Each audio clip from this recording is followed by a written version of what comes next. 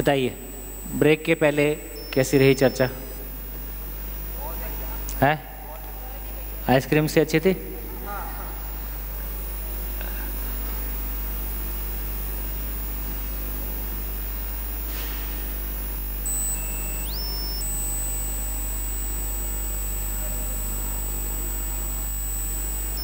हाँ जी, 2 मिनट के लिए एक बार ध्यान दे लीजिए कि ब्रेक के पहले हमने जितनी चर्चा की, कितनी बात अपन किए? 3 बातें किए। एक तो 6-7 बिंदुओं पे ध्यान दिलाए ताकि हमारी लिसनिंग हो सके। दूसरा ये बात किए, 2 ही तो बात किए, 2 ही बात की। इंट्रोडक्शन तो पहले किए थे, वो तो ठीक है। तो मुख्य रूप से अपन 2 ही बात किए कि 6-7 पॉइंट आपके सामने रखे ताकि हमारी लिसनिंग हो पाए। और दूसरा, यदि ज़िंदगी का सर्किट बोर्ड देखें तो कहाँ पे गैप्स हैं, क्यों झंझट हो रहा है और कैसे झंझट ठीक होगा, उस पर कुछ हमारा ध्यान गया। ठीक? कितने लोगों को लगा कि बात मेरे तक पहुँची, बात ठीक लगी, मैं समझ पा रहा हूँ, साथ साथ चल रहा हूँ, है ना? और इसमें हम साथ साथ भी चल पाए, है ना? तो अब आपसे अपेक्षा है कि कुछ लोग उसको समराइज़ करेंगे। ठीक? तो पहले सूर्यकांत भाई करेंगे ना। सूर्यकांत, मेरे को लगता है कि पीछे एक माइक दीजिए। अपनी जर्नी के साथ इसको समराइज़ करना ज़्यादा मीनिंगफुल भी रहेगा और ज़्यादा कन्वे भी होगा। तो बाकी तो अपना परिचय वो खुद देंगे और अपनी जर्नी को भी इसमें समराइज़ करेंगे। मैंने पहले भी कहा कि देखिए, एक तो ये एक मीनिंग एक सबके लिए, नए बच्चे काफ़ी हैं तो उनके लिए एक बात बोल रहा हूँ कि हम में से बहुत सारे लोग इस बात को बोलेंगे कि हमने ब्यूरोक्रेसी में जाने का सोचा, वहाँ गए, अच्छा नहीं लगा, इंजीनियरिंग कर रहे हैं, ठीक नहीं लगा, या हमने जॉब से रिज़ाइन कर दिया। इसका मतलब आपको ये नहीं निकालना है कि ये मेरे लिए ठीक नहीं है ना, क्योंकि काफ़ी सारे यंग लोग यहाँ पे हैं। इसका मतलब इतना ही हुआ कि इंजीनियरिंग गलत है, ऐसा नहीं है, आईएएस या ब्यूरोक्रेसी गलत है, ऐसा नहीं है। इसका मतलब है कि कुछ और है जो साथ में छूटा हुआ है ना, उसको, उसके साथ हम इंजीनियरिंग करेंगे, उसके साथ हम कोई भी काम करेंगे तो ठीक ही लगेगा। तो बिजनेस कोई गलत चीज़ है ऐसा नहीं है, जॉब कोई गलत चीज़ है ऐसा नहीं है ना, लेकिन कुछ और भी चीज़ है जिसको साथ में लेके चलने की ज़रूरत है। बाद में धीरे से उस पर ध्यान रखेंगे। तो अभी एक बार समराइज़ करते हैं, फिर आगे बढ़ेंगे। हाँ जी, सूर्यकांत भाई।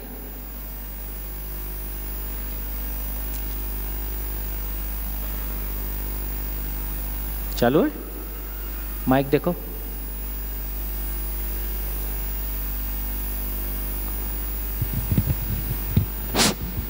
और अपनी जर्नी को इसमें समराइज़ कर पाएँ तो अच्छा। मेरा नाम सूर्यकांत अग्रवाल है। मैं रायपुर से हूँ, रायपुर छत्तीसगढ़ से। मेरी पढ़ाई आईआईटी बॉम्बे से मैंने सिविल इंजीनियरिंग की है। उसके बाद फिर मैंने गुड़गांव में 1.5 साल अमेरिकन एक्सप्रेस करके एक कंपनी है, उसमें जॉब किया। उसमें जॉब मैंने छोड़ा क्योंकि मुझको रायपुर में ही अपने पेरेंट्स के साथ रहना था, तो उसके लिए अपॉर्चुनिटी खोज रहा था मैं। तो उसके क्रम में मैंने जॉब छोड़ा और फिर मैंने, मतलब उस समय मेरा मन था कि मैं पीएचडी करके प्रोफेसर बन जाऊं। भिलाई में आईआईटी है, उसमें प्रोफेसर बन जाएंगे ऐसा सोचा था मैंने। पर उसके बाद भी मुझको लगा कि वो पीएचडी करने जाना थोड़ा सा मुश्किल है क्योंकि बहुत दिन बाहर रहना पड़ता है। तो फिर मैंने उसको भी ड्रॉप किया और मैं वहाँ 11वीं 12वीं के बच्चों को कोचिंग देता था, जेई और नीट की। और अभी मेरा वो भी प्रोग्राम जो है वो क्लोज़ हो गया है। तो ये अभी तक की मेरी जर्नी है। इस बीच में दर्शन से मेरा जुड़ा इस तरीके से रहा कि मम्मी पापा और जैसे सोम चाचा और वैसे और भी 2-4 चाचा लोग, दोस्त लोग जो आपस में दोस्त थे, वो बाबा जी से जुड़े थे। और तब हम लोग छोटे बच्चे थे, हम लोग साथ में मिलते थे, खेलते कूदते रहते थे। पर धीरे धीरे ध्यान गया कि ये लोग कुछ अच्छी चीज़ इनको मिल रही है, क्योंकि किसी प्रकार की ठहराव, कोई स्थिरता जो है विचारों में और व्यवहार में कुछ स्नेह और मधुरता कुछ दिखने लगती है। बहुत तो कुछ ऐसा हमको लगा कि हाँ, कुछ सही चीज़ इनके पास है। तो एक उम्र में सबके पास एक क्वेश्चन तो आ ही जाते हैं कि मैं क्यों जी रहा हूँ, है ना, मैं क्या करूँ, कितना करूँ, क्यों करूँ, इस तरीके के क्वेश्चन रहते ही हैं। उसमें अपन कितना ध्यान देते हैं वो अलग बात है। तो उस क्रम में सबसे पहले इस चीज़ को ही समझने का मन हुआ, और इस चीज़ को समझने पर ये समझ में आना चालू हुआ कि ये कंप्लीट क्वेश्चंस का आंसर तो प्रोवाइड कर रही है कि आपको जो भी आपके क्वेश्चंस हैं, क्यों जीना है, कैसे जीना है ना, अस्तित्व क्या है, मैं क्या हूँ, इन सब प्रश्नों के एक तार्किक, तात्विक और व्यवहारिक हर पक्ष के उत्तर जो हैं मिलते हैं। तो उससे अपना भी कॉन्फिडेंस तैयार हुआ कि हाँ, मतलब इन्होंने 20 साल 25 साल किसी चीज़ को लगाए हैं और आज ये उस चीज़ से बिल्कुल भी, मतलब क्योंकि जनरली लोग 20-25 साल लगाने के पहले ही उस चीज़ को कंक्लूड कर देते हैं कि किसी काम की नहीं। जैसे अभी हम यहाँ सुन रहे हैं कि ब्यूरोक्रेसी किसी काम की नहीं है, या जॉब किसी, मतलब वो किसी चीज़ में अधूरी पड़ती है, काम की नहीं है, इसका मतलब वो पूरी नहीं पड़ रही है। पर इस चीज़ को करते हुए इनके अंदर किसी भी प्रकार का अधूरापन इस चीज़ को लेकर नहीं आया, तो उस चीज़ के प्रति स्वीकृति बनी और उस चीज़ को समझने की जो इच्छा हुई, उस क्रम में अभी मैं भी लगा हुआ हूँ। तो ये मेरी जर्नी है। आज जितनी बात हुई उसके लिए कुछ बोला? हाँ, जीवन क्रिया आज जो हमने शुरू किया था वो इस तरीके से शुरू किया था कि जो ये 7 दिन हम यहाँ लगाने वाले हैं उसकी प्री रिक्विजिट क्या रहेगी। तो उसकी प्री रिक्विजिट के फॉर्म में एक चीज़ ये बताई गई कि ये पूरा प्रस्ताव रूप में आपके पास आएगा। कोई भी चीज़ आपको मानना है, छोड़ना है ना, या किसी प्रकार का करो ना करो आपको नहीं करना रहेगा।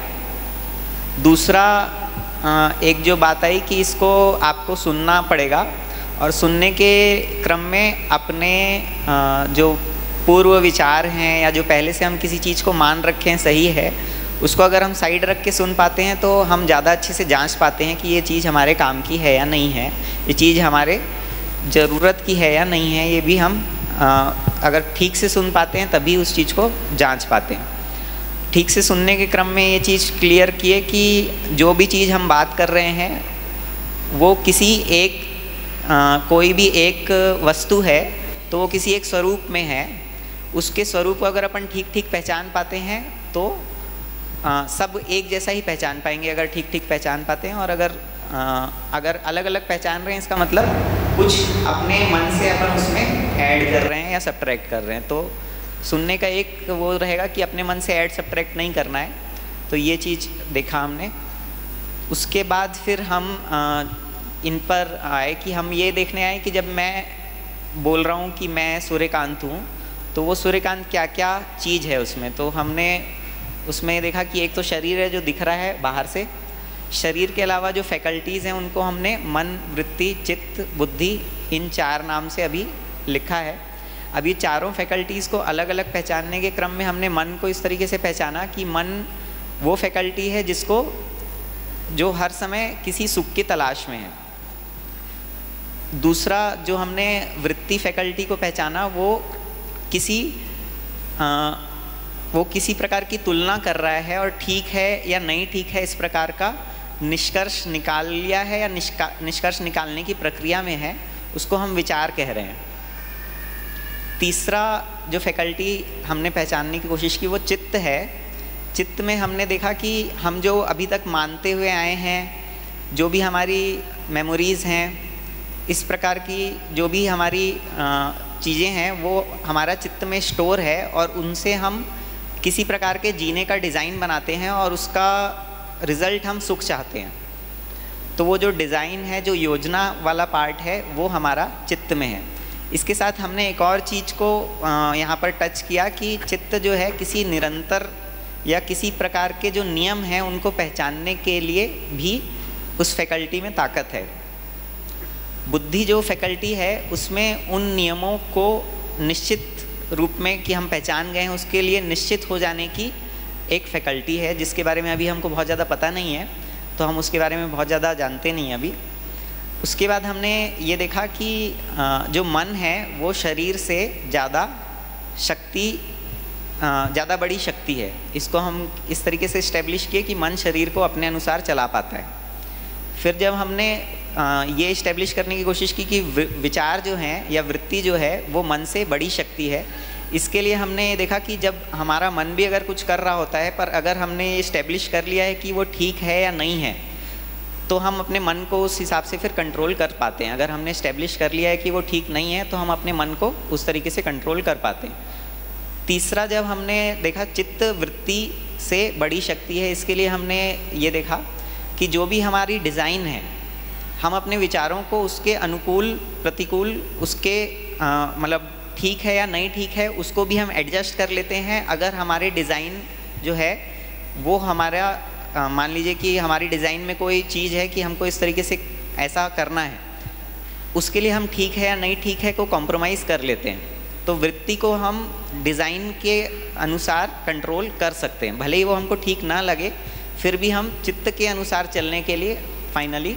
ये जो अभी बात बोला कि चित्त ने तय कर लिया कि मेरे को ऐसे सुखी होना है, और परिवार ने मना किया या समाज में उस चीज़ को ठीक नहीं माना जाता है, तो मैं उसके लिए फिर जस्टिफिकेशन तैयार कर लेता हूँ।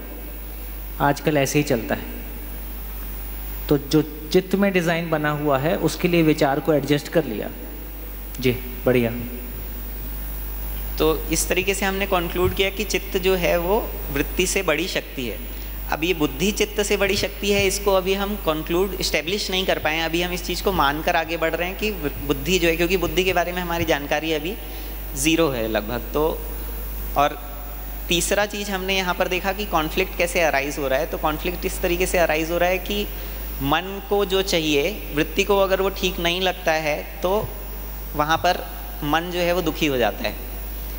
वृत्ति को जो ठीक नहीं लग रहा है उसको भी हम इच्छा की वजह से जब चेंज करते हैं तो वहाँ पर वृत्ति में अशांति होती है। विचार जो हैं वो हमारे उथल पुथल हो जाता है, क्योंकि अब ठीक नहीं लग रहा है लेकिन उसके बाद भी करना है, तो वहाँ पर विचार जो हैं वो उथल पुथल होते हैं। और जब हमारा कोई योजना है, किसी इच्छा पूर्ति करने के लिए कोई योजना हमने बना रखी है, पर उस योजना से भी वो इच्छा पूर्ति नहीं होती। मतलब है कि ये सारी कंडीशनिंग है ना, ये कंडीशनिंग हमारे वातावरण से, समाज से, जो कुछ बाहर से आ रहा है। जब हम बुद्धि की बात कर रहे हैं तो बुद्धि का मतलब है, अब चाहे शादी का मामला है, चाहे कोई भी मामला है, उसके अनुचित या उचित का, सही या गलत का कोई यूनिवर्सल ग्राउंड होगा। तो सही और गलत का जो यूनिवर्सल ग्राउंड है, जहाँ पूरी दुनिया के लिए सही गलत को पहचानने का कोई आधार एक हो सकता है, उस जगह का नाम बुद्धि है। एक भाषा। दूसरी भाषा, ये एग्जिस्टेंस कहाँ से आ गया, ये इतना ऑर्गेनाइज तरीके से चलता है तो ये कैसे चलता है, मैं कौन हूँ। तो जो भी एग्जिस्टेंशियल रियलिटी है और जो भी एक पूरी व्यवस्था है, उसको पहचानने वाली ताकत का नाम बुद्धि है। तो जो यूनिवर्सल ट्रुथ है या जो निरंतर वास्तविकताएं हैं, उसका जो स्टॉक हाउस है, जहाँ वो सब इकट्ठी होती है, जिसको मिला के हम समझ कह रहे हैं, उसका नाम बुद्धि है। तो अभी हमारा सही और गलत एक जैसा है कि अलग अलग है ना। घर में सारा झगड़ा किस बात का है? जो माँ बाप को ठीक लग रहा है वो बच्चों को ठीक नहीं लग रहा है, जो बच्चों को ठीक लग रहा है वो माँ बाप को ठीक नहीं लग रहा है, जो पत्नी को ठीक लग रहा है वो पति को ठीक नहीं लग रहा है। और मेरे अपने ही अंदर ही मेरा एक मन कहता है कि ठीक है, दूसरा मन कहता है कि ठीक नहीं है। तो ठीक है नहीं है ये मेरे अंदर भी चलता है, बाहर भी चलता है, सभी जगह चलता है। इसका मतलब ये चित्त है, क्योंकि चित्त के लेवल पे सही गलत अलग अलग होता है, वो कंडीशनिंग के आधार पे होता है। बुद्धि वो जगह है जहाँ उचित अनुचित सही गलत का यूनिवर्सल ग्राउंड हमको मिल जाता है। बढ़िया, अभी के लिए इतना काफ़ी है। गुड, बहुत बढ़िया। तो इस पूरी चर्चा से क्या निकला? इस पूरी चर्चा से हमको क्या फ़ायदा हुआ? क्यों चर्चा की है हम ये? भैया, जो मुझे इधर, अच्छा तुम्हें, जो मुझे समझ आया कि जब मैं डिस्कशन कर रही थी, थोड़ा सा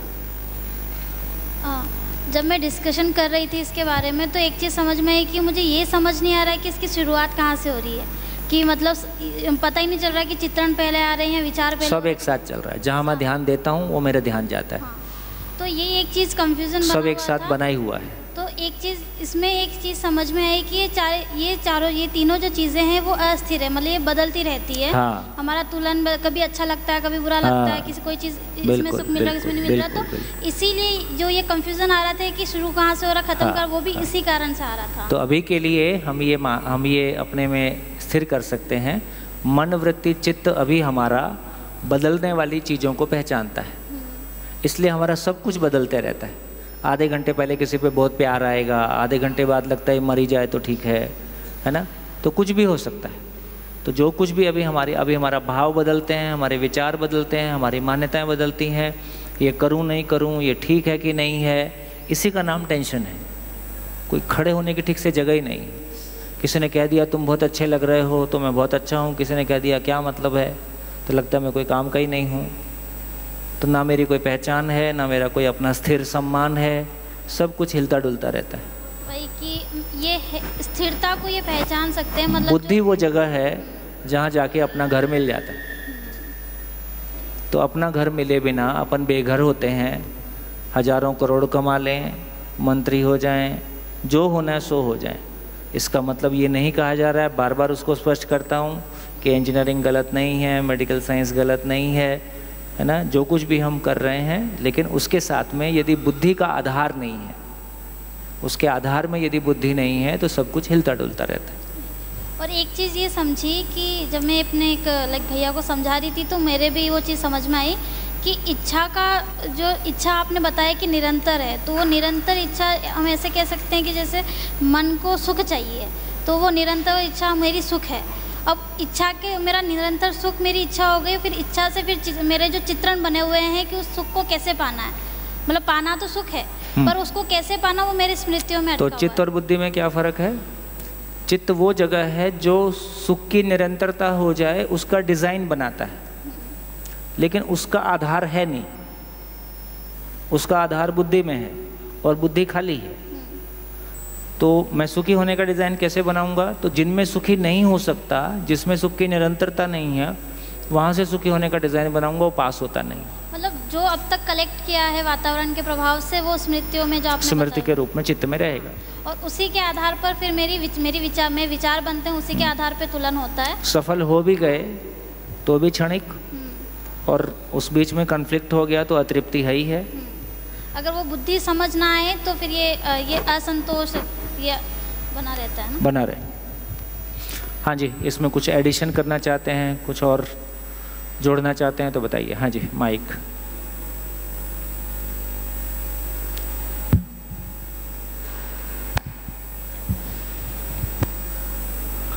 सर, दो उदाहरण, तो मैं दो उदाहरणों के माध्यम से इस पूरे डायग्राम को समझना चाहता हूँ कि अगर बुद्धि खाली है तो चित्त क्या करेगा, वृत्ति, मन और शरीर और मस्तिष्क क्या करेंगे, और अतृप्ति, दुख, अशांति और असंतोष कैसे होंगे।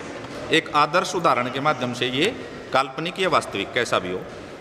दूसरी स्थिति में बुद्धि जब भरी हो तो ये चीज़ें कैसे वर्क करेंगी, ये दो उदाहरण जानना चाहूँगा सर।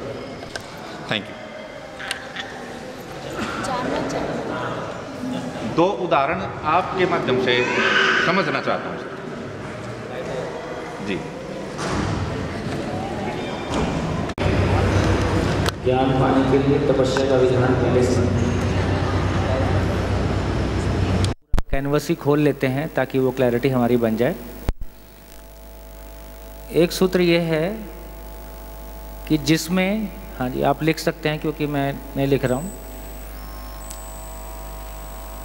जिसमें सुख की निरंतरता नहीं है उसी में सुख पाने का प्रयास ही बंधन है।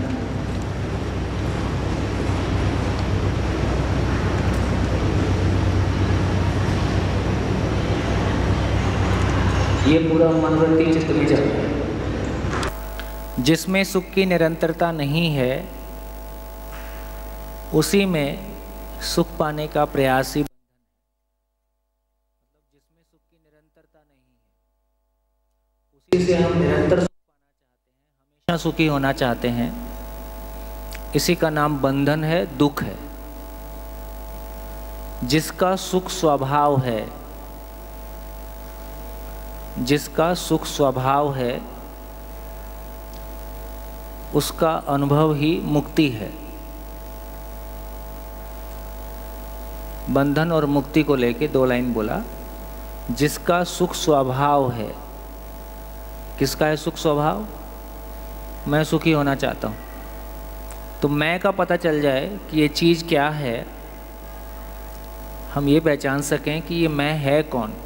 जब मैं बोल रहा हूँ तो मैं शरीर को बोल रहा हूँ या कोई और चीज़ को बोल रहा हूँ, इसको पहचान लेना और वहाँ से नियंत्रित होना, इसका नाम बुद्धि है। तो जिसमें निरंतर सुख, जिसमें सुख की निरंतरता नहीं है, उसी में सुख की निरंतरता को पाने का प्रयास ही बंधन है। अब आइसक्रीम से कुछ भी कर लो, इंद्रियों को जितना भोगा जा सकता है उसमें जो करना है वो कर लो। दूसरा मेरे को कितना सुख दे सकता है उसकी कल्पना कर लो।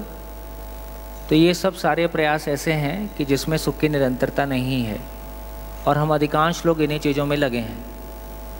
जिसका सुख स्वभाव है, ये जो सुख स्वभाव है का मतलब है कि ये सुख को चाहने वाला कौन है। ये जो सुख को चाहने वाला है, जब तक इसका एड्रेस पता नहीं चलेगा, इसकी पहचान नहीं होगी, तो उसको पहचानने की जगह का नाम बुद्धि है। मन की वो हैसियत नहीं है कि वो ये पहचान पाए कि ये मैं कौन है, ये मैं नाम की चीज़ कौन है। वृत्ति में नहीं है, चित्त में नहीं है।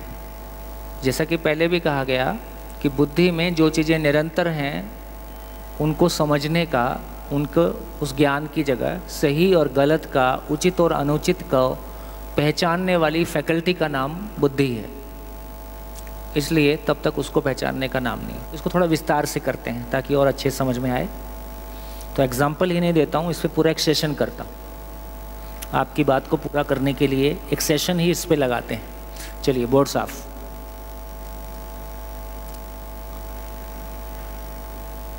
ये पूरा साफ कर दो। तो यहाँ से हम अगला स्टेप चलते हैं शिविर का।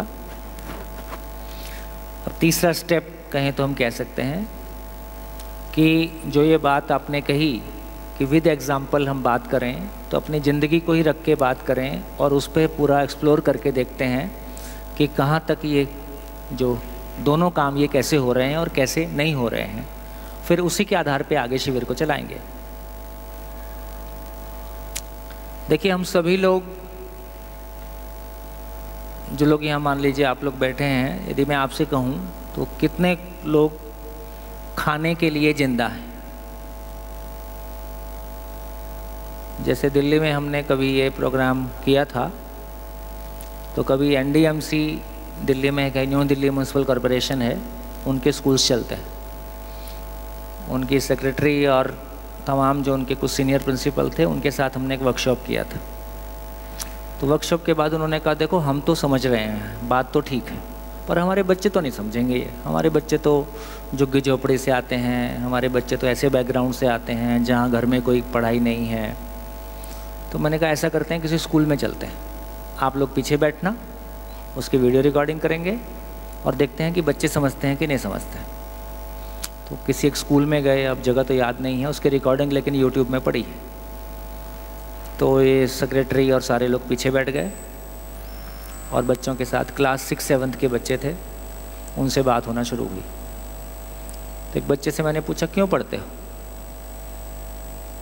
तो धीरे से उसने आंसर दिया कि जॉब लगने के लिए, जॉब पाने के लिए।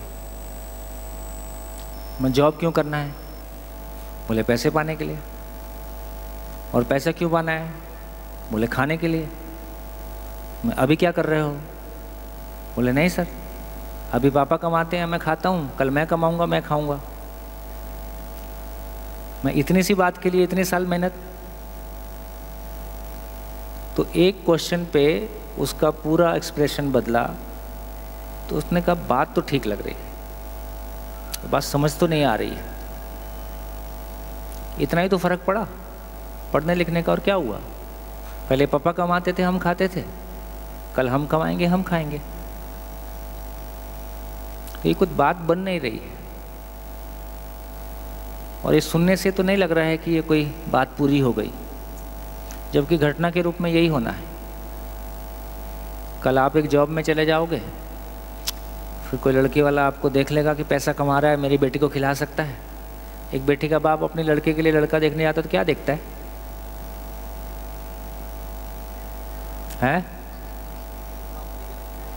बस मेरी बेटी को खिला पिलाएगा कि नहीं। शादी होती है तो बच्चे हो ही जाते हैं। अब उनका पेट बुलाता है तो वो पढ़ते हैं, फिर वो अपने बच्चों को खिलाने का जुगाड़ बना लेते हैं। तो पीढ़ी दर पीढ़ी इतना ही काम है अपना, खाते रहना, खिलाते रहना। तो कितने लोग यहाँ हैं जो खाने के लिए जिंदा हैं? अब पूछो तो हाथ कोई नहीं उठाता, कर वो ही रहे हैं। तो क्या फ़र्क पड़ता है? आपका 4 लाख का पैकेज है पर मंथ का, हर महीने आप 10 लाख कमाते हो कि 20 लाख कमाते हो, धंधा उतना ही है। ज़्यादा होगा फ्लैट का साइज़ बढ़ जाएगा, है ना। मतलब उसी में चीज़ें बढ़ती रहेंगी, क्वालिटेटिवली कुछ नहीं बढ़ रहा है। क्या बोल रहा है?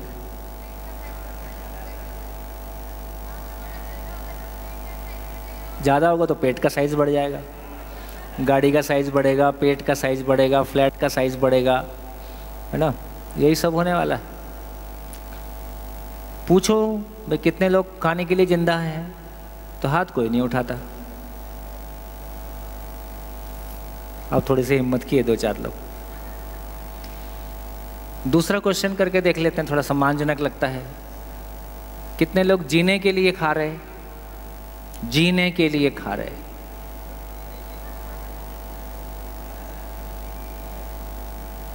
अब जिन्होंने हाथ नहीं उठाया वो अपना आंसर दे दें, वो क्यों खा रहे? भाई आप जिंदा रहने के लिए नहीं खा रहे, आप जीने के लिए नहीं खा रहे। और जिंदा तो हो जब हॉल में बैठे हो, तो आप क्यों खा रहे हैं?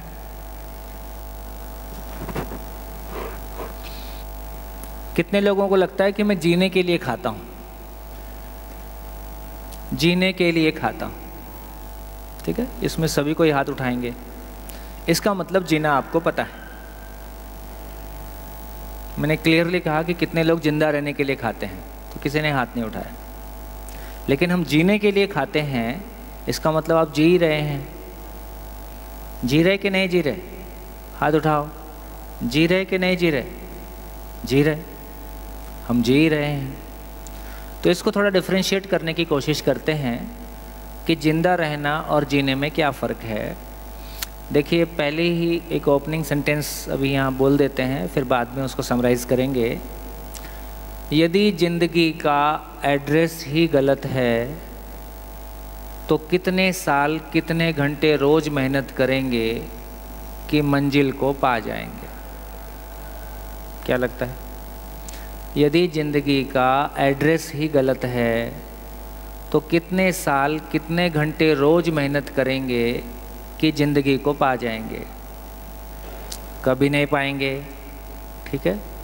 इसलिए ये कहा कि ये सेंटेंस कितना कॉमन है इस देश में कि सुख दुख साथ साथ है, जीवन एक संघर्ष है, संसार माया है, कुछ समझ नहीं आया।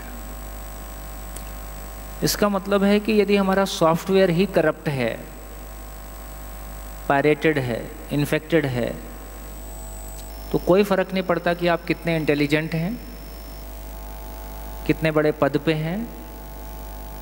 60 के बाद ज़िंदगी तो कहती है यार मुट्ठी में कुछ नहीं आया, कुछ तो शेष है। वो क्या शेष है और क्या खालीपन है, उसको समझने की कोशिश करते हैं। तो मैंने 2 बातें आपके सामने कही कि हम डिफरेंशिएट करने की कोशिश करेंगे, जिंदा रहना और जीना।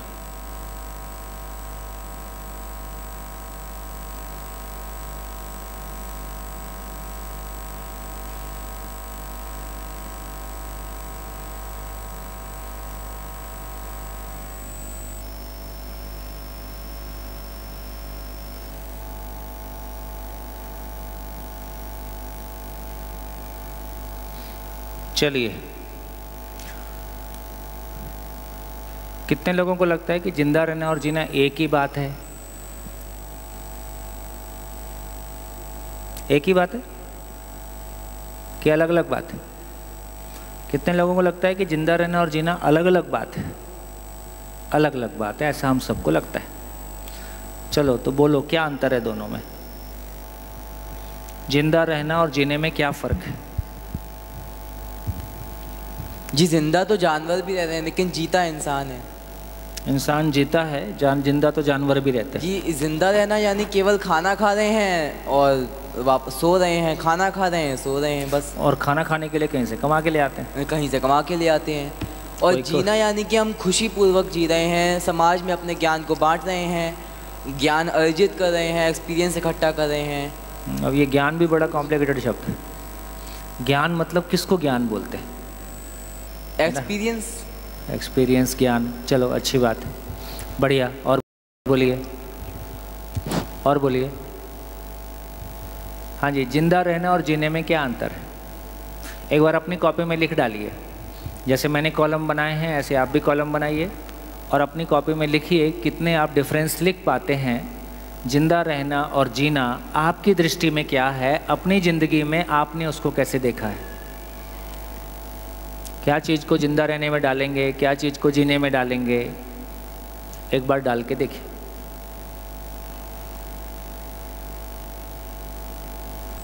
तुम दूल्हे टाइप मेरे पे लगाए रखते हो, ऐसे घुमाओ इसको।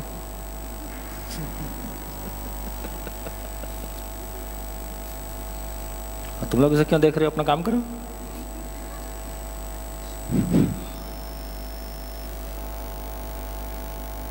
देखो, अपने रिकॉर्डिंग को खुद क्या देखना, हमारी रिकॉर्डिंग कोई और देखेगा। करो अपना काम।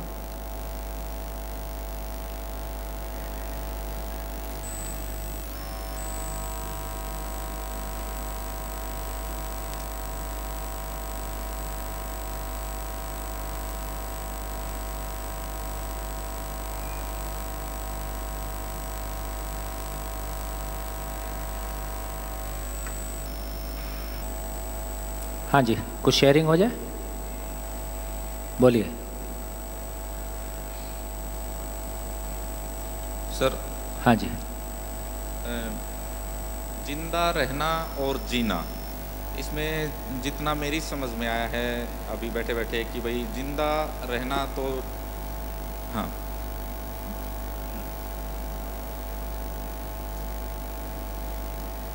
जिंदा रहना जैसा कि बताया कि खाना खा लेना, रोज़ पेट भर गया, संतुष्टि हो गई, और भोजन के लिए, आजीविका के लिए पैसे कमाने का इंतज़ाम कर लेना और उसको खा लेना और थोड़ा सा भोग विलास कर करके, और साल में एक बार सिंगापुर घुमाना। हाँ हाँ, वही वो करके, और उसमें फोटो क्या डालते हो?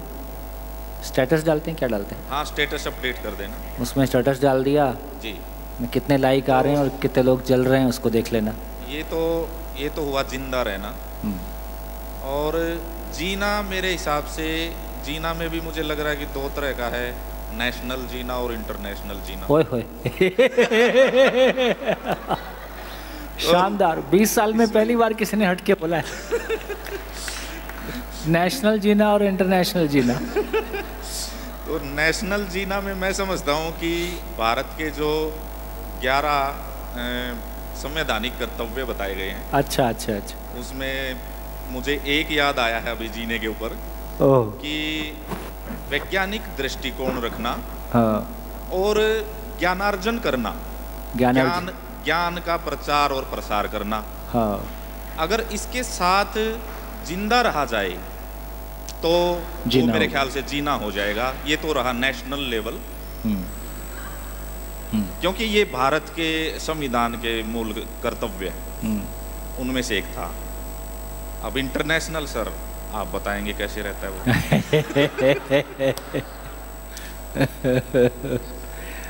चलिए और बताइए बाकी लोग। हाँ जी, माइक आगे, माइक दीजिए। सर, जिंदा रहना अपने कंफर्ट जोन में, सर्वाइवल माइंडसेट में रहना, और हमेशा यही सोचना कि कैसे मैं सर्वाइव कर पाऊँगा, इसी पे 24 घंटे हमारे ख्याल रखना। अब उसमें पैसा भी आ गया है और ये कंफर्ट जोन भी आ गया है कि लोग कभी अपने कंफर्ट जोन से बाहर नहीं आ पाते हैं। जीने रहने में जब आप अपने फियर्स को फेस कर पाते हो, अपने नए नए चैलेंजेस से आप डील करने लगते हो और आपको उसी में मज़ा आने लग जाता है, तब आप सही मायने में उस खुशी को अचीव करते हैं। एक सेंस ऑफ लैक नहीं होता आप में, उसको जीना बोलेंगे। चलो, फियर को फेस होने की कुछ बात करी। हाँ जी, और बोलिए, बाकी लोगों के लिए जीना क्या है? हर आदमी सोचे कि मेरे लिए जीना क्या है। जिंदा रहने और जीने को मैंने कैसे डिफरेंशिएट किया है? सर, जिंदा रहने का मतलब है सर कि आसपास जो मटेरियल्स है आपका, उसी फैक्टर्स पे ही रहना। जिंदा रहना, मटेरियलिस्टिक होना, मतलब पैसा है तो मैं खुश हूँ, मेरे पास अच्छे कपड़े हैं मैं खुश हूँ, इन सब फैक्टर्स को देख के जीना, उसको हम जिंदा रहना कहते हैं। और जीना इन द सेंस कि हम मटेरियलिस्टिक ना होकर हम रियल सुख को देखना कि हम अंदर से खुश है जो भी हम काम कर रहे हैं। हम भले हमारे नॉलेज शेयर कर रहे हैं, हम किसी की हेल्प कर रहे हैं और इससे हमें अंदर से खुशी मिल रही है, हम समय दे रहे हैं, पैसा भी लगा रहे हैं, लेकिन अंदर से जो सुख मिल रहा है उसको हम रियल जीना करेंगे।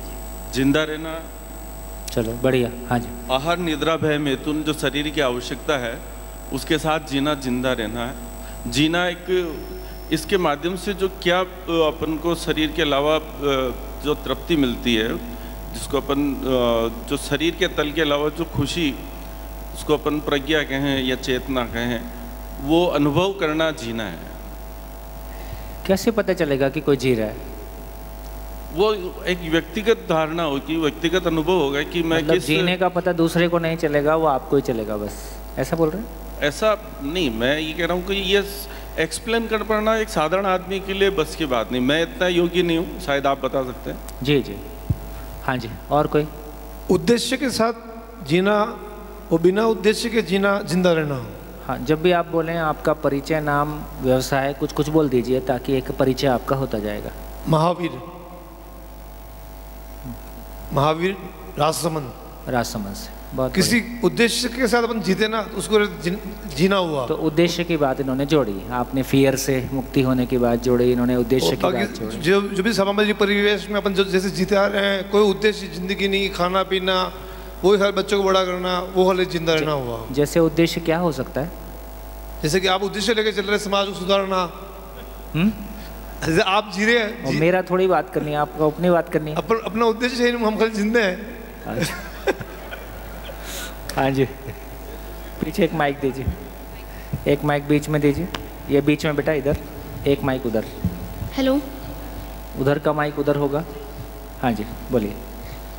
हाँ बेटा, इंट्रोडक्शन पहले। हेलो सर, मेरा नाम हरसनापति है और मैं भिलवाड़ा से हूँ और ये मेरा दूसरा शिविर है। मेरे को क्या लगता है, जैसे जब हम जिंदा रहते हैं तो उस समय हमारा कन्फ्यूजन्स बढ़ते हैं और हमारा खालीपन बढ़ता है, और जब हम जीते हैं, हमारी ज़िंदगी को जीते हैं, तो उस समय हमारे कंक्लूजन्स बढ़ते हैं। कंक्लूजन्स बढ़ते हैं? हाँ। जीते हैं तो क्या बढ़ता है? कंक्लूजन से दिन ब दिन कुछ चीज़ हम किसी चीज़ को हमारे साथ सुधारते हैं, या कुछ चीज़ हमारे अंदर इंकलकेट होती है। जैसे हम ऐसे आपने कोई बढ़िया बोल रहे, अच्छा बोल रहे, बोलो बोलो। जैसे आपको गुस्सा बहुत आता है, फिर आपने आपको उसको कंट्रोल करने की कोशिश करी, समझा कि गुस्सा एक सही चीज़ नहीं है, उसको कंट्रोल करना चाहिए। क्योंकि अगर मैं गुस्सा करूँगा, सामने वाला भी गुस्सा करेगा, फिर ऐसे सही नहीं होगा। इससे आप अपने आप को डेली एक चेंज होगा, तो उससे आप जिंदा जियोगे। और सेकंड रीज़न, जब इंसान परतंत्र होकर जीता है, परतंत्र का मतलब जैसे अभी इंसानों के हमारी नीड्स दूसरे लोग सही करते हैं। जैसे हाँ, ये मैंने टी शर्ट पहन रखा है, तो मैं दूसरा टी शर्ट भी पहन सकता हूँ, पर जो पुराना वाला टी शर्ट भी पहन सकता हूँ। बट क्यों नहीं पहनता? क्योंकि लोगों को मतलब रूप धन बल की चीज़ें जिंदा रहने में होती हैं, और जीने में हम स्वतंत्र होकर जीते हैं, हम हमारी नीड के हिसाब से जीते हैं। और एक और चीज़, जैसे जीने में हम यूज़ होते हैं और दूसरों को यूज़ कराते हैं। मतलब खुद मशीन होके जीते हैं और दूसरों को मशीन होके जिलाते हैं। मतलब कोई कंट्री बस राक्षस मानव और पशु मानव की कैटेगरी के, बस लो दुनिया है, बस मज़े उड़ाओ, बस उसी प्रकार के। और जीने में जाएंगे तो बस जीने में बस देने का भाव ही बना रहता है हर समय। और एक और लाइक दैट कुछ लिखा हुआ नीचे, बार बार नीचे देखते हो। कौन सी क्लास? जीने में आप दूसरों को भी खुश रखना चाहते हो और खुद भी खुश रहो, मीन समाधान समृद्धि समझ गया खुशहाली के साथ जियोगे जीने में। और मैं समझ गया। कौन सी क्लास में हो? 8th में आया। 8th क्लास में, 8th क्लास में आए हो, बढ़िया, शानदार।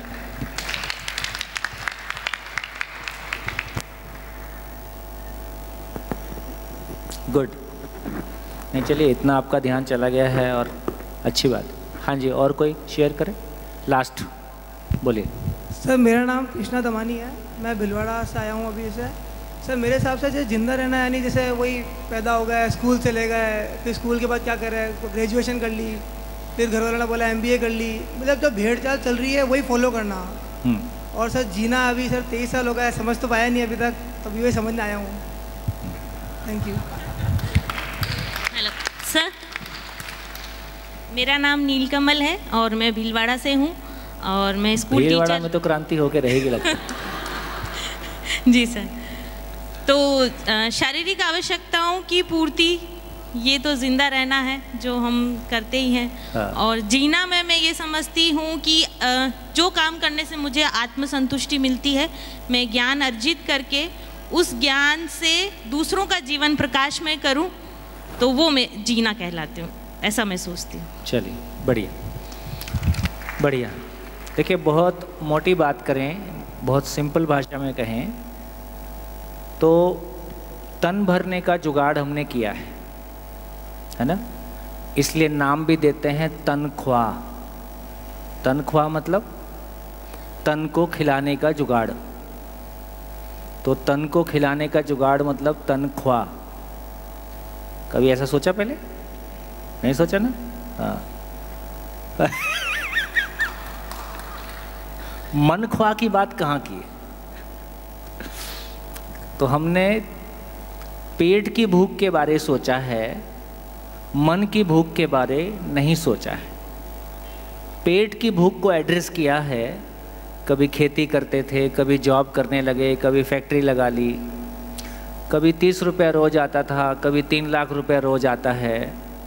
तो पेट की भूख को हमने एड्रेस किया है, उसमें हम सफल भी हैं। लेकिन जो मन की भूख है, मन समझ में नहीं आया तो मन की भूख भी समझ में नहीं आई, उसको एड्रेस करने की बात हम नहीं कर पाए हैं। मन भर पाए इसका नाम जीना है, शरीर ही भरा इसका नाम जिंदा रहना है ना? तो थोड़ा सा इसको ठीक से देखने की कोशिश करते हैं और फिर इस पे आगे बात करेंगे। यहाँ से कुछ काम की बात निकलेगी। तो देखिए, जैसा आप लोगों में से कुछ लोगों ने शेयर किया, तो जब हम जिंदा रहने की बात कर रहे हैं तो बेसिकली मानव को देखें तो उसमें 4 विषय पाए जाते हैं। 4 विषय का मतलब है आहार, निद्रा, भय और प्रजनन। ये चारों विषय मानव में भी हैं, पशु में भी हैं। 5 इंद्रियों की बात और करते हैं, 5 सेंसेस, जिसको हम शब्द, स्पर्श, रूप, रस और गंध बोलते हैं। ये मानव में भी है, पशु में भी है। अब यदि जिंदा रहने को समझने की कोशिश करते हैं तो 4 विषय 5 इंद्रियों को पशु जैसा यूज़ करता है और मानव जैसा यूज़ करता है। टेक्निकली दोनों एक ही जैसा है कि अलग अलग है। जो लोग पहली बार शिविर कर रहे हैं और यूट्यूब से नहीं देखे हुए हैं, उनसे बात हो रही, भीलवाड़ा वालों से बिल्कुल नहीं हो रही। हाँ जी, 4 विषय और 5 इंद्रियां, जैसा पशु यूज़ करता है और जैसा मानव यूज़ करता है, टेक्निकली दोनों में कोई डिफरेंस है कि नहीं है, कि सेम है? Question clear? 4 विषय, 5 इंद्रियां, पशु जैसा इस्तेमाल करता है और मानव जैसा इस्तेमाल करता है, दोनों सेम है या दोनों में कोई अंतर है? हाँ जी, माइक ले लीजिए।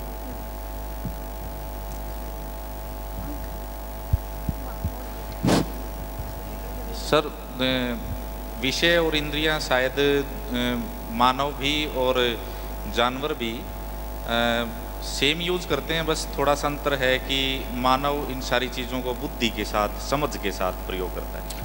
इसमें तो बड़ा क्वेश्चन है, जैसे कब खाना है, कितना खाना है, इस मामले में पशु ठीक है कि मानव ठीक है? पशु ठीक है। वो ज़्यादा समझता है इस मामले में। तो आहार 4 विषय 5 इंद्रियों के मामले में पशु अनियंत्रित है कि मानव अनियंत्रित है? मानव।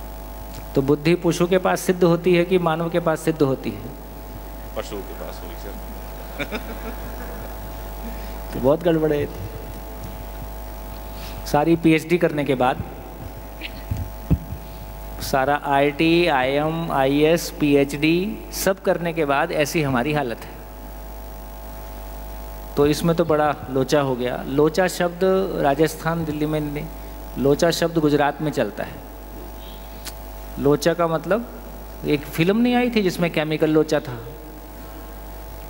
है ना, गांधी वाली। तो इसमें काफ़ी गड़बड़ है। चलिए, तो ये तो नहीं हुआ, और कुछ? हेलो, कहाँ हो? मेरे हिसाब से ज्ञान की अभिव्यक्ति शब्दों द्वारा जानवर नहीं कर सकते। नहीं, इसमें तो अपन देखो, जो क्वेश्चन था वो बहुत क्लियर है। 4 विषय और 5 इंद्रियों को मानव जैसा यूज करता। ठीक है, आपने भाषा को उसमें यूज कर लिया, काफी कुछ तो एक मतलब चलो मान जैसा है, लेकिन जो शब्दों की अभिव्यक्ति वो पशु के पास, मानव कर सकता है, वो जानवर नहीं कर सकता। मान लेते हैं। और कुछ? और कोई बात?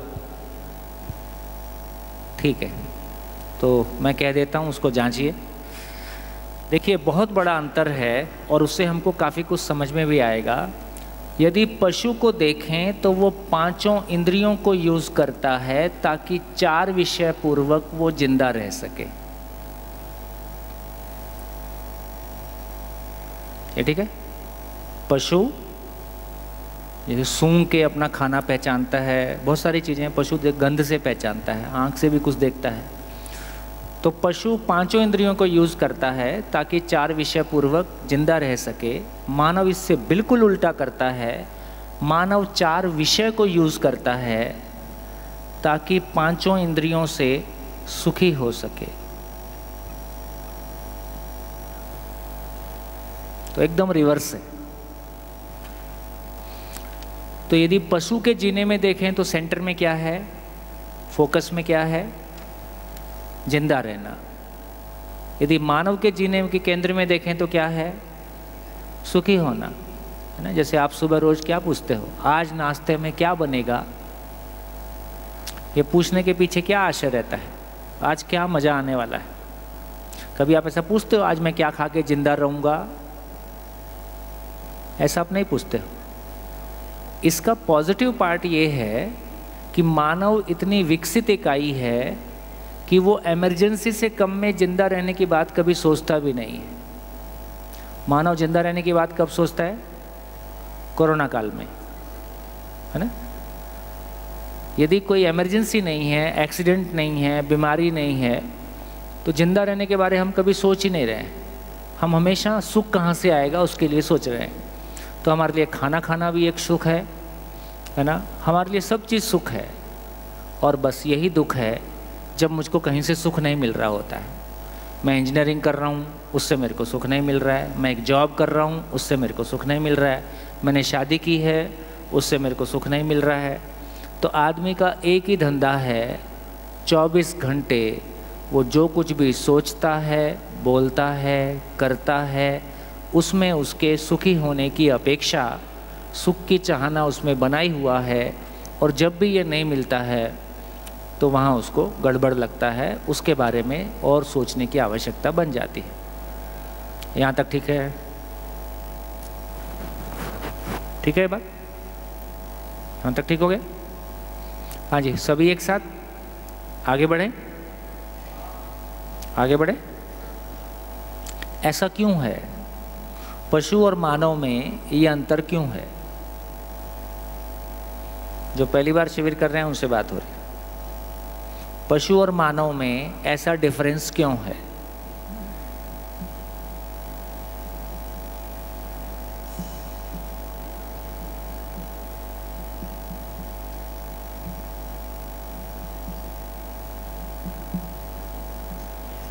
है सोचने की शक्ति। तो पशु में और मानव में जो बेसिक फर्क है, एक जो बड़ा अंतर है कि मानव में कल्पनाशीलता है, फ्रीडम ऑफ थॉट, और मानव में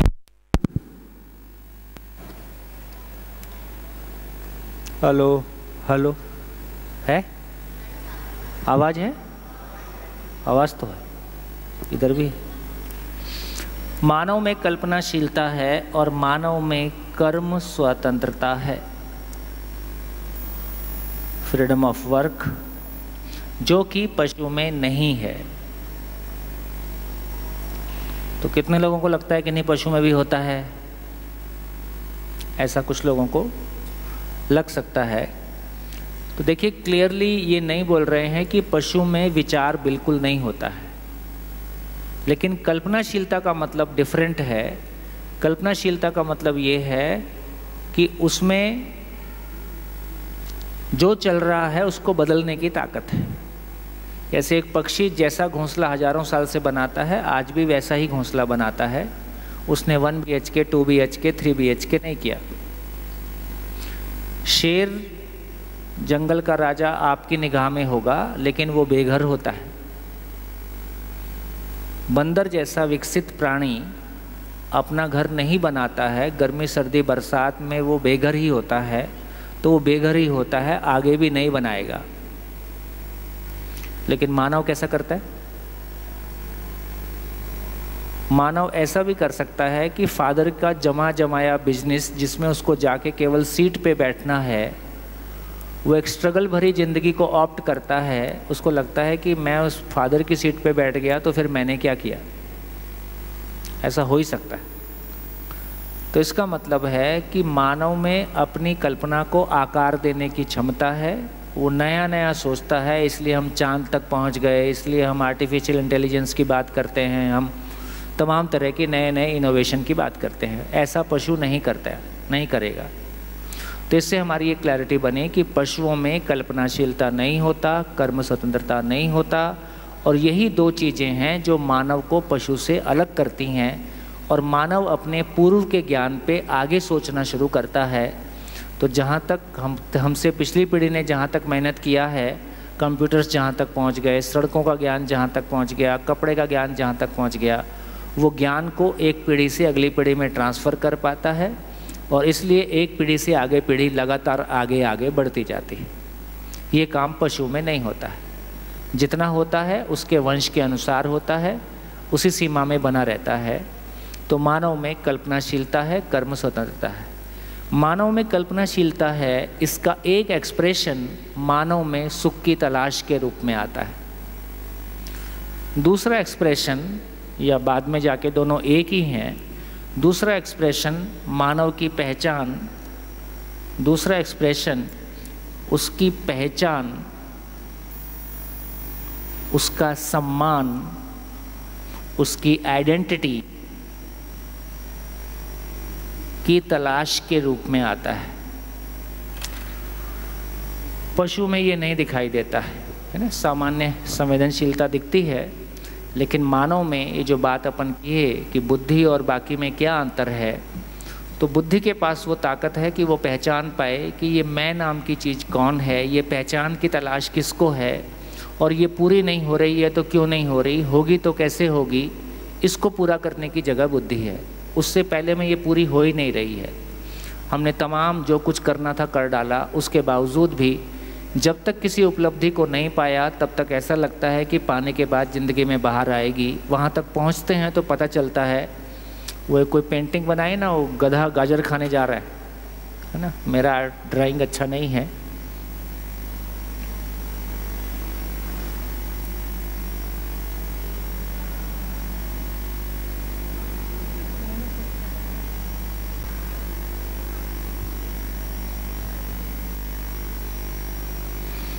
एक गधा पे आदमी बैठा है, उसने डंडे से गाजर बांध के लटकाई हुई है और गधा गाजर खाने जा रहा है। कब मिलेगी?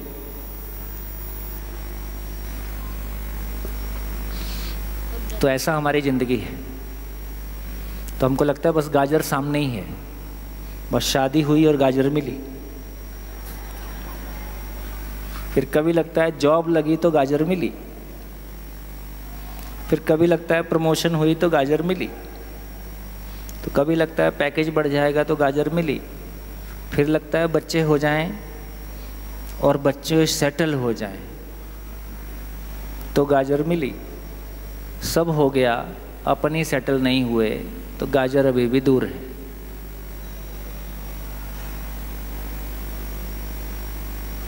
साठ में पहुंच के ऐसे हम तमाम लोगों से मिलते हैं जिन्होंने जितना पैसा नहीं सोचा था उतना पैसा कमाया, उतना सम्मान कमाया, अपने बच्चों के बारे में जैसा नहीं सोचा था उससे ज़्यादा अच्छे से वो सेटल हो गए। लेकिन अपनी ज़िंदगी में देखे फिर से कोई गैप है, फिर से कोई खालीपन है, तो अपनी ज़िंदगी के खालीपन को भरने के लिए अलग अलग तरह के सपने देखे थे और वो सारे सपने पूरे होने के बाद भी वो खालीपन अभी शेष है। इसका मतलब है कि गाजर कभी और दूर है। तो ये जो गाजर है इसकी तलाश पशु में नहीं है। अभी मानव को देखें तो अपनी पहचान को पूरा करने के लिए, अपनी पहचान सम्मान की तलाश को पूरा करने के लिए क्या करता है? कभी वो अपने रूप में देखता है, कभी वो अपने बल में देखता है, कभी धन में देखता है और कभी पद के रूप में देखता है। इनमें वो अपनी पहचान की तलाश करता है। हाँ जी, तुम इसको दिखाया करो बोर्ड को, है ना, मैं जो बोर्ड को पूरा उभार के मेरे को मत दिखाओ, है ना। जब भी तुम्हारा खड़े होने का इस स्लाइड का मतलब इतना ही है कि बोर्ड पे लिखा हुआ पीछे वाले को नहीं दिखता है, तो तुमको ये इसको बड़ा करके दिखाना है। दिखाओ और थोड़ा सा बड़ा कर दिया करो, है ना, ताकि पीछे वाला थोड़ा ऊपर उठा दो इसको, क्योंकि हो सकता है नीचे लोग बैठे हैं तो नहीं दिखाई देगा, है ना। तो फ्रेम ऊपर उठा दिया, हाँ, थोड़ा सा अच्छे से दिख जाए, है ना। तुम्हारा काम ऐसा है। तो कभी मुझको लगता है कि मैं अच्छा दिखूंगा तो मेरी पहचान, मेरा सम्मान बन जाएगा, और मैं अच्छा दिखूंगा कि मेरा मोबाइल भी अच्छा दिखे, और मेरा लैपटॉप, और मेरा रूम, और मेरी गाड़ी, और मेरी साड़ी, और मेरी ज्वेलरी। तो दिखने वाला भाग इतनी दूर तक फैलता है। तो ये मैं अच्छा दिखूं और मुझसे जुड़ी हुई चीज़ें अच्छी दिखें, है ना। फिर मेरा शरीर अच्छा हो और मेरे पास पैसा हो तो लोग सम्मान करेंगे, और मेरा पद बड़ा होगा, है ना, मेरी गाड़ी रुकेगी, 4 लोग दरवाज़ा खोलने के लिए उतरेंगे, है ना, तो मैं बड़ा आदमी माना जाऊंगा। ऐसी तमाम तरह की जो कुछ भी कंडीशनिंग हो सकती है उसका नाम कभी रूप से, कभी बल से, कभी धन से और कभी पद से पहचान की तलाश है, सम्मान की तलाश है। ऐसा कितने प्रतिशत लोग इस लाइन में लगे हुए दिखाई देते हैं? कितने प्रतिशत लोगों के लिए उनकी पहचान, उनका सम्मान कभी रूप में, कभी बल में, शरीर में, कभी पद में और कभी धन के रूप में दिखाई देता है? 100%। अनुभवी लोग बता रहे हैं 100%। फिर भी 1% सभा की मर्यादा है, तो सभा की मर्यादा को बनाए रखते हुए अपन 99 बोलेंगे। कोई झगड़ा ही करने लगे तो क्या करेंगे? तो तुम अभी 1% में हो, ऐसा बोल देंगे। तो ये देखिए, इससे तो देखो इतनी चर्चा में हमारे सामने ये आ गया कि चूंकि मानव में कल्पनाशीलता है, कर्म स्वतंत्रता है, तो 2 तरह के एक्सप्रेशन पशु से अलग मानव में दिखाई देते हैं। एक है कि इंद्रियों से सुख की तलाश, और सुख कितना चाहता हूँ? सुख कितना चाहता हूँ? संडे टू संडे, निरंतर, हमेशा 24 घंटे। सोते समय भी कोई डरावना सपना आ गया, है ना, तो वो भी हमको स्वीकार नहीं है। दूसरी तरफ मेरी दूसरा एक्सप्रेशन है जिसको हम कह रहे हैं कि अपने सम्मान और पहचान की तलाश, तो उसको हमने कभी रूप, बल, धन और पद में देखा है।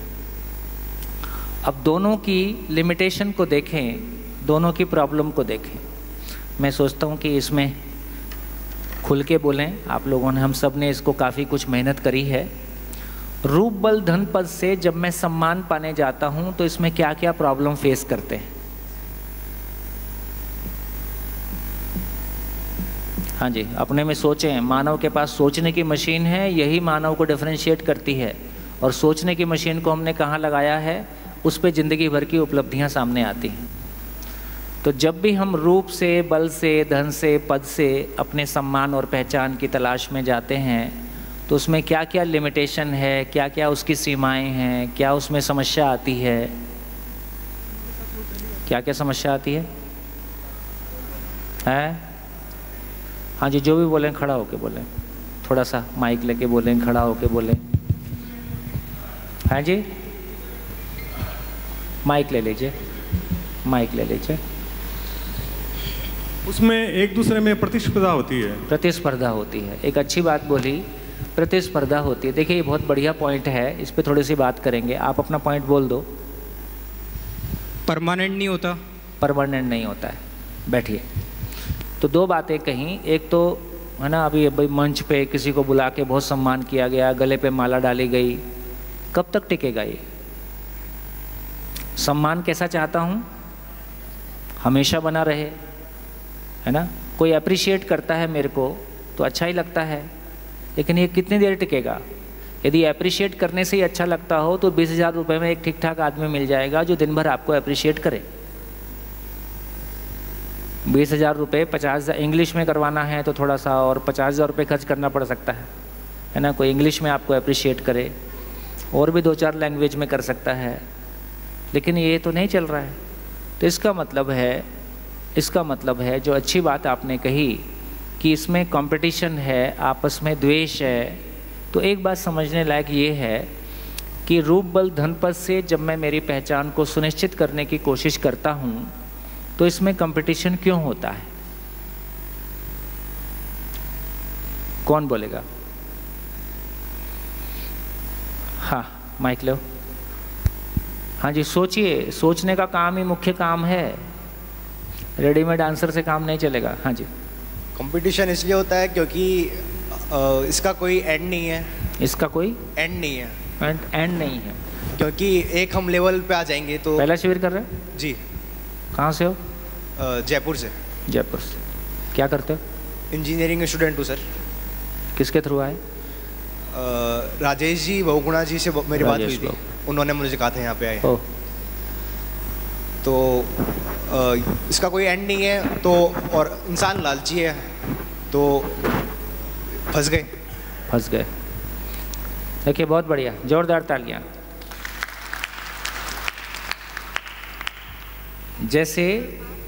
जैसे मैथमेटिक्स में से मेरे 100 आउट ऑफ 100 आ जाएं,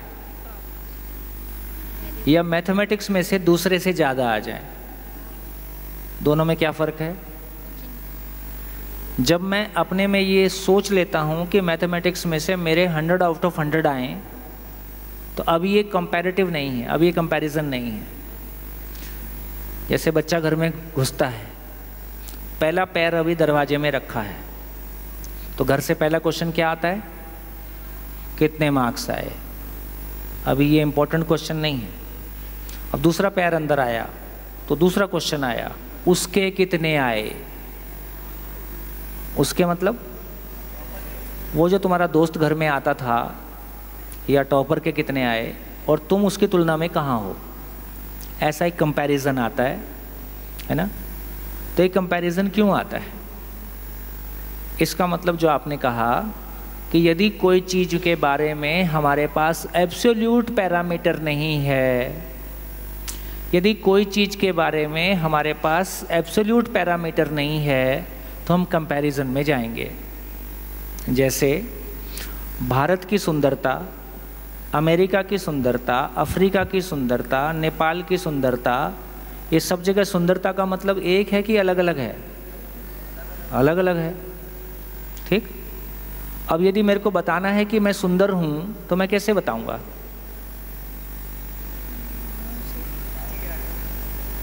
तो मेरे को किसी से कंपेयर करके बताना है। जैसे हाइट अपने आप में है ना, हाइट को लेके बहुत लोगों में कॉम्प्लेक्स होता है, हाइट कम है। अब हाइट का जो यदि भारत का आदमी रशिया में चला गया, जिसकी हाइट यहाँ बहुत अच्छी है, उसकी हाइट वहाँ जाके छोटी हो जाती है, क्योंकि वहाँ सारी 7 फीट के हैं।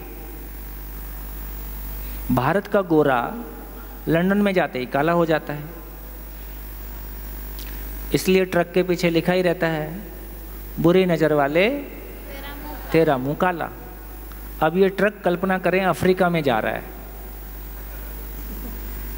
तो इसके पीछे क्या लिखना होगा?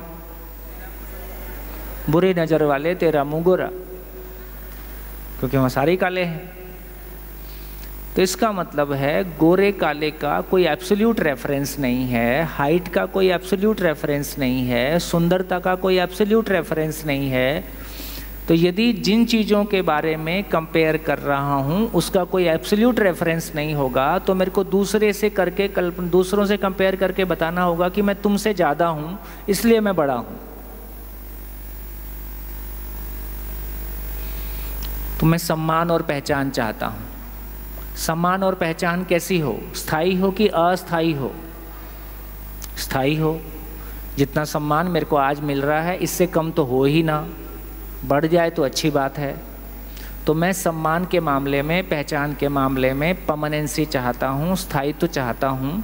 लेकिन जिन चीज़ों से चाहता हूँ वो परमानेंट है कि परिवर्तनशील है?